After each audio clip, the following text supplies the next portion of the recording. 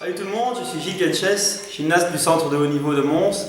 Mais aujourd'hui, j'échange mon statut de sportif avec celui de journaliste pour mettre à l'honneur un gymnaste qui était au top de son niveau la semaine dernière au championnat d'Europe.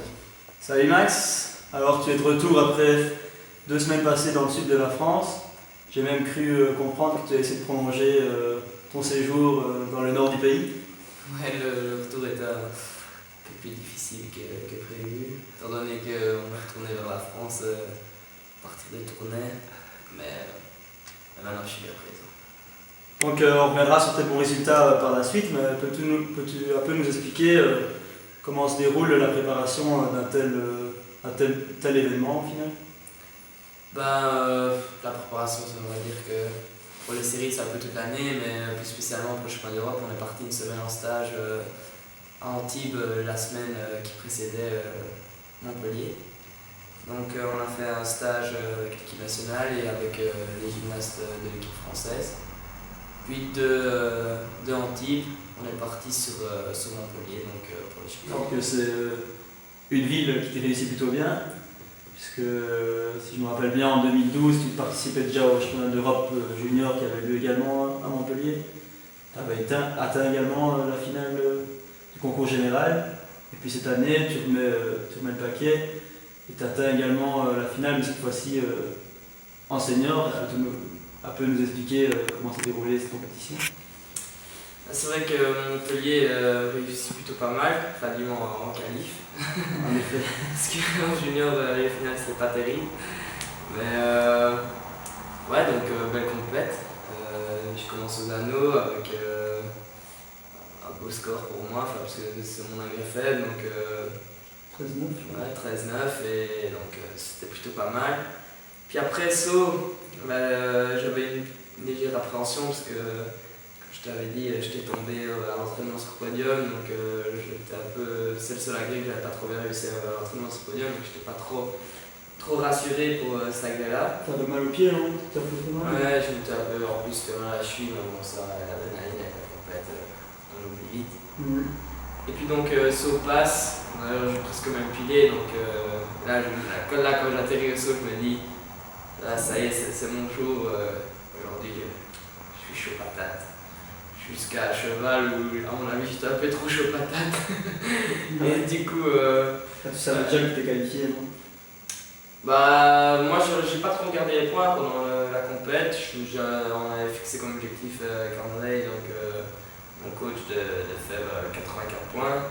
Ouais. Donc je regardais pas trop à quelle place j'étais, par contre je voyais bien que ma moyenne était autour de 14, donc 6 x 14, 84, donc je me dis bon, maintenant il faut que je termine sur une belle note au cheval. Normalement 14 au cheval, si je fais bien, c'est fait. Et c'était tellement fait qu'il a fallu que je tombe au dernier élément, quoi. Mais bon, c'est encore des erreurs de jeunesse et je suis pas encore peut-être encore un vrai senior, et en tout cas avant Je la t'apprendrai comment faire cheval. Tu réalises donc un concours quasiment parfait aux qualifications avec, comme je le rappelle, une 13e place qui est historique pour la gymnastique masculine belge. Alors comment as-tu fait pour gérer l'émotion, parce que je suppose qu'elle était assez importante après un tel résultat, alors que la finale se déroulait moins de 24 heures après la fin du concours de qualification? En fait, je crois que je l'ai pas trop géré parce que pour être franc, j'ai pas su m'endormir directement. Donc, heureusement, on n'avait pas une très bonne connexion internet, donc j'ai pas vu tous les messages directement sur Facebook, etc. Mais malgré tout, le fait de me dire que j'étais en finale, je vais pas dire que c'était inespéré parce que c'était quand même l'objectif, mais j'ai quand même refait le monde 46 fois pendant la nuit entre la qualification et les finales. Du coup, avant 4h du matin, pas moyen de m'endormir. Bon, je pense qu'avec l'adrénaline, etc., il n'y avait pas moyen de sentir la fatigue. Donc, c'est aussi encore une question d'expérience. Et probablement que la prochaine fois que j'aurai une finale, je serai plus préparé à gérer autant d'émotions. On a tous remarqué au dernier championnat de Belgique qui se déroulait à domicile que tu avais beaucoup de soutien de la part de ta famille, de tes amis et de ton club, le Gymnastique Club Malmedy.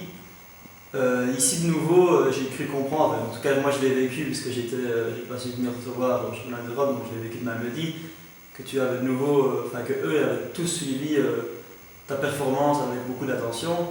Alors, petite question, est-ce que pour toi c'est plutôt une pression supplémentaire qui t'effraie ou au contraire c'est l'adrénaline et un soutien qui te booste et qui te donne envie de te surpasser? Une pression, sûrement pas, parce que même quand je rate, ils sont quand même toujours là pour faire la fête, donc on peut pas dire que ce soit vraiment une pression.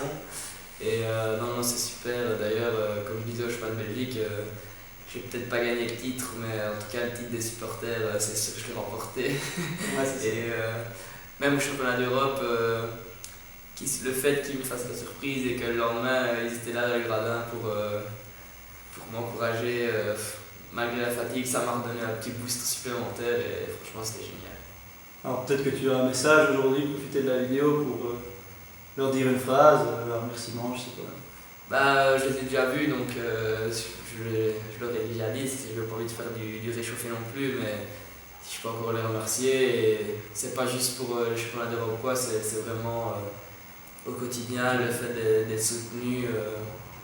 Par mes amis, par la Fédé, par tout le monde, parce que même si j'ai eu une finale cette fois-ci, il y a des jours où ça va pas toujours aussi bien que la semaine passée, et c'est grâce à tous ces gens-là aussi qui fait que je kiffe ma vie, quoi, tout simplement.